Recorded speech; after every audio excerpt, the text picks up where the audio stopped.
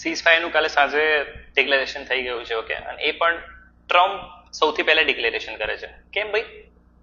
India સૌથી પહેલા નથી કરતું, પાકિસ્તાન નથી કરતું અને ટ્રમ્પ કરે છે. શું છે આનો મિનિંગ? સવારે IMF એટલે કે ઇન્ટરનેશનલ મોનિટરી ફંડ કે જે પૂરેપૂરું યુએસએ ના કંટ્રોલમાં છે, એ પાકિસ્તાનને 8,000 કરોડની લોન આપે છે.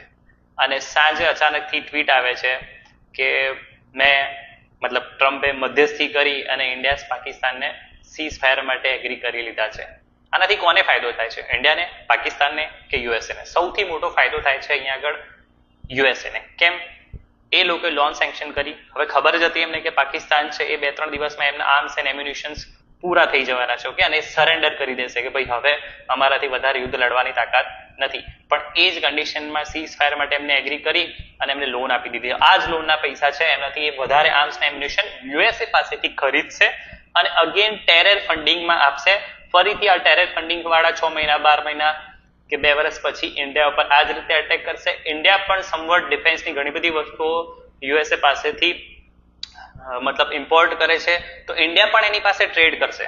અલ્ટિમેટલી યુએસ એમ ચાહે છે કે આ લોકો લડતા જ રહે, આમનો ઇશ્યુ સોલ્વ ના થાય અને મારી પાસેથી આ રીતે ટ્રેડ, ડિફેન્સ અને ઇક્વિપમેન્ટ્સ અને બીજા પણ ટ્રેડ છે એ કરતા રહે. સો અમેરિકા ફર્સ્ટ એ યુએસની ઓલવેઝ પોલિસી રહી છે. તો આ સીઝફાયરમાં અમેરિકા છે એને મોટો રોલ પોતાના ફાયદા માટે ભજવ્યો છે. Okay, thank you. જય હિન્દ.